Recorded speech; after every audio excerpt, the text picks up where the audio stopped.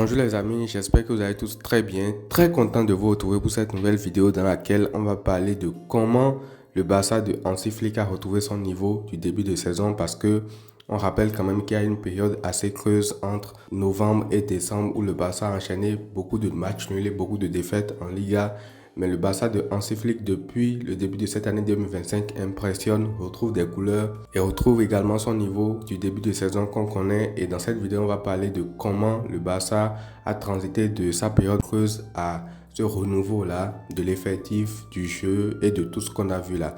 Donc, avant d'aller plus loin, n'hésitez pas à liker la vidéo, à vous abonner, c'est pas encore fait, c'est gratuit et ça me soutient tout simplement. Alors, on va pas perdre plus de temps, on va commencer tout de suite par le premier élément qui a fait que le Barça de Hansi Flick a retrouvé son niveau, c'est tout simplement un banc qualitatif en fait.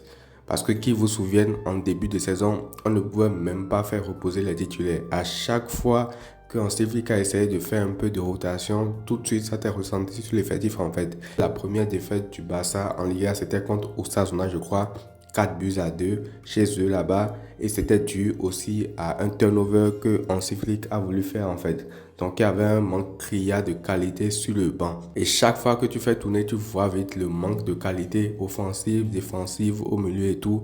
Tu perds tête taulier en fait. Et aujourd'hui, tu as des joueurs qui peuvent rentrer en jeu, qui peuvent faire du bien dans la rotation et tout. Et ça fait la différence en fait. Parce que quand tu as un banc qualitatif, ça t'offre beaucoup plus d'options. Et quand je parle de ces joueurs-là, je veux parler déjà d'un Frenkie de Jong qui retrouve des couleurs au milieu de terrain, qui est beaucoup plus à l'aise maintenant, qui est en train de se réaffirmer. Dans ce milieu de terrain du Barça là, il a une période de moins bien depuis son retour de blessure, à part son entrée contre le Real Madrid. Toutes ses entrées après ça a été compliqué, mais depuis le début de cette année là, chaque fois qu'il rentre en jeu, il change le cours des matchs. Il est en train de repasser doucement devant Casado dans la hiérarchie des titulaires, mais bon, ça c'est pas un débat entre lui et Casado. Le plus important pour l'équipe, c'est que les deux soient au niveau pour que le coach ait un choix difficile à faire et c'est dans ça qu'on reconnaît les grandes équipes en fait. À part Frenkie de Jong, il y a également Fermín López qui est en train de redevenir le Fermín López de l'année passée parce que après avoir enchaîné Euro et Jeux Olympiques, j'ai l'impression qu'il était quand même assez émoussé physiquement en début de saison. En début de saison, il n'était pas du tout bon. Chaque fois qu'il rentrait, il était impertinent, il perdait beaucoup de ballons, il n'était pas clinique, il ratait beaucoup d'occasions, ce qui n'est pas du tout son style. Mais depuis quelques temps maintenant, lui aussi, il est redevenu clinique. Et ça aussi, ça fait énormément de bien à l'équipe. À part ces deux-là, il y a également Gavi qui est pertinent depuis son retour de blessure, qui a fait de bons matchs et tout. Ferran Torres qui est devenu l'une des meilleures versions de lui-même, qui marque un triplé contre Valence, qui marque un but avant contre eux en championnat, qui fait de très bonnes rentrées, de très bons matchs quand il est titulaire à la place de Lewandowski aussi. Donc avec ça, c'est impossible en fait de ne pas revenir à un bon niveau. Quand tu as un banc de qualité, en plus d'un 11 de qualité, ça ne peut que faire la différence en fait. Vous voyez, ces quelques joueurs là que j'ai cités en plus maintenant, ça fait la différence quand ils sont au niveau. Parce qu'avec eux, tu peux effectivement faire tourner pour qu'il n'y ait pas de manque de qualité. Et là aussi, ça permet aux titulaires de se reposer un peu plus. Lewandowski, Rafinha, Lamine Yamal, Pedri, tout ça, Casado et tout.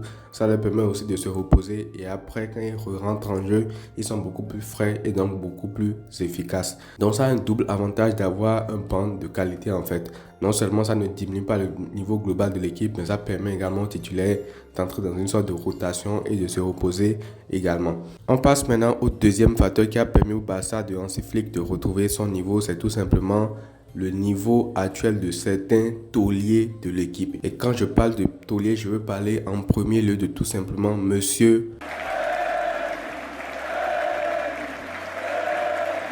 Eh oui, Pedri, comme le dirait le Mondrick. Pedri est tout simplement extraordinaire aujourd'hui, on va pas se mentir. On peut parler de collectif, on peut parler de Hansi Flick, on peut parler de plein de choses qui expliquent quand même que le Barça est à ce niveau-là. Mais un des facteurs directs de cela, c'est tout simplement le niveau de jeu incroyable de monsieur Pedri González en fait. Parce que ce qui me choque le plus chez lui, c'est que même quand le match est bizarre et que tout le monde passe à côté, tu as l'impression que lui il est toujours là, tu as l'impression qu'il est toujours aussi fort, toujours aussi bon, balle au pied, avec, sans ballon. Donc il voit des espaces que tout le monde ne voit pas, il voit des passes que tout le monde ne voit pas. Franchement, Pedri aujourd'hui, j'ai pas peur de le dire, c'est le meilleur milieu de terrain au monde, tout simplement.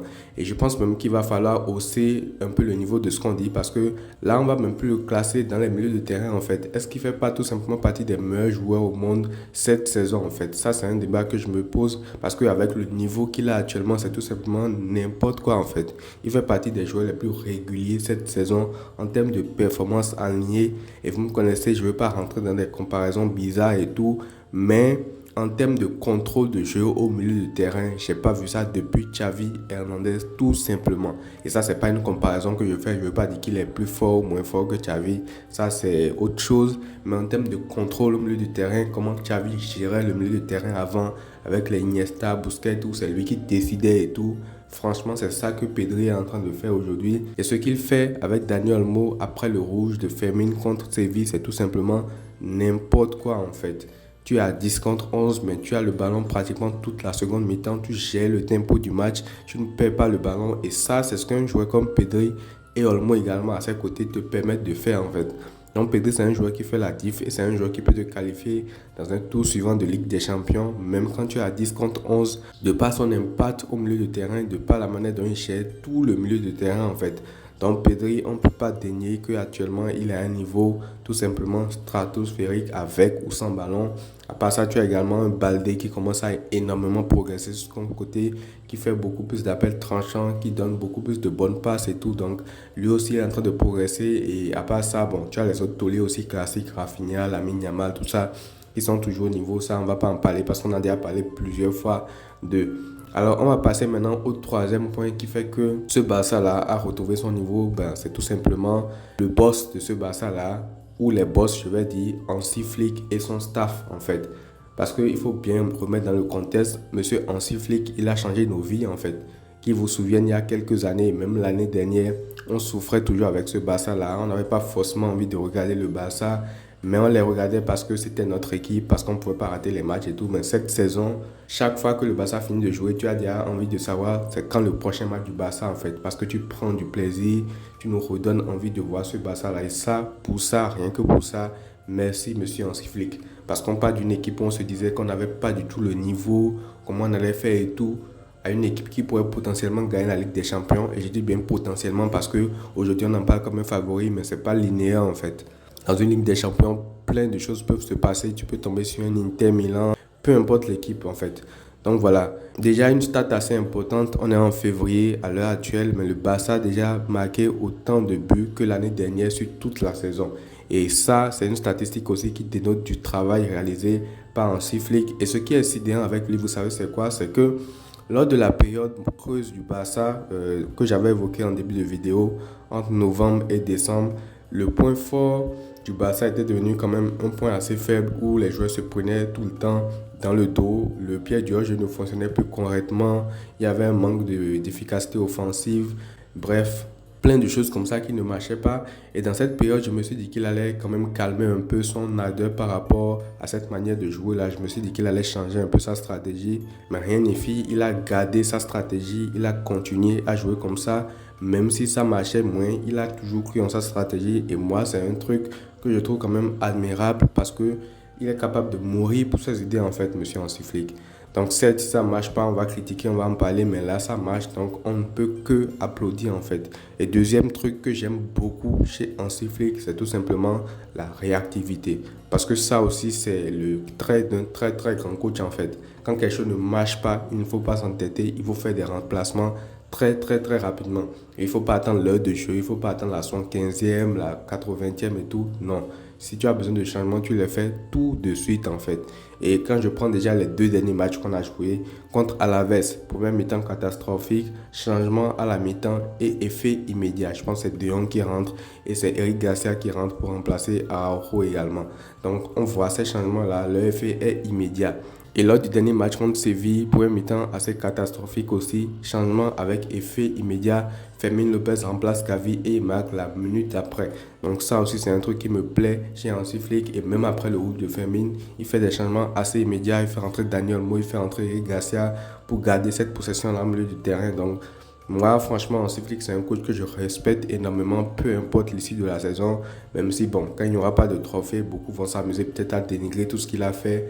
Mais moi, peu importe l'issue de la saison, avec ce que j'ai vu de ce Barça-là, ce que je continue de voir de ce Barça-là actuellement, je suis déjà pleinement satisfait du Barça de Hansi Flick parce que en début de saison, on ne savait pas du tout faire quoi en avançait, on ne savait pas du tout ce que ça allait donner.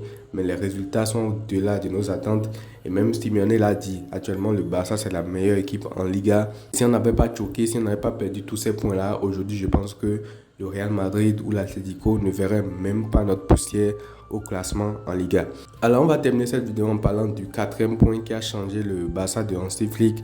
Ça je sais que c'est un point dont beaucoup de personnes ne vont pas parler, mais j'aimerais parler de Eric Garcia, ce joueur-là, parce que c'est un joueur que je respecte énormément.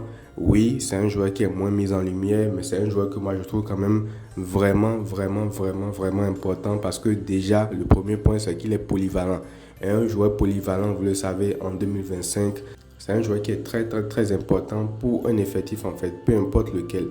Déjà, il peut jouer défenseur central pour compenser un manque de relance parce que quand Inigo était blessé, Araujo était aligné, des fois il lambinait un peu trop et tout, donc il le remplaçait dans ce rôle-là de défenseur central. La relance c'est propre et tout, on se rappelle de sa masterclass contre Valence lors du 7-1 où il relançait très bien et tout.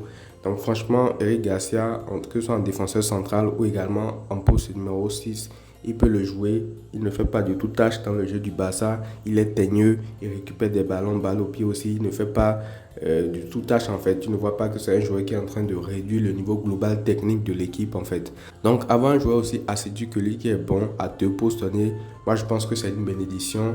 Et en plus de tout ça, ce qui me plaît, c'est que c'est un joueur qui ne fait pas du tout de bruit en fait. C'est un joueur, tu l'envoies en prêt, il va partir en prêt. Tu le vends, il va partir aussi. Tu lui dis de rester, mais avec un temps faible de jeu, il va accepter aussi, il va rester. Donc franchement, Eric Garcia, moi j'ai beaucoup de respect pour lui. Et je pense aussi que son prêt à Gérone l'année passée lui a fait beaucoup de bien parce que lorsqu'il a commencé au Barça, c'était quand même très compliqué pour lui. C'est un joueur qui se faisait bouger assez facilement. Je pense qu'il manquait assez de confiance en lui. Il est parti à Gérone. Ils ont rencontré 2 fois le Barça. D'ailleurs, ils ont chifflé 2 fois le Barça. 4-2 à l'aller, 4-2 au retour.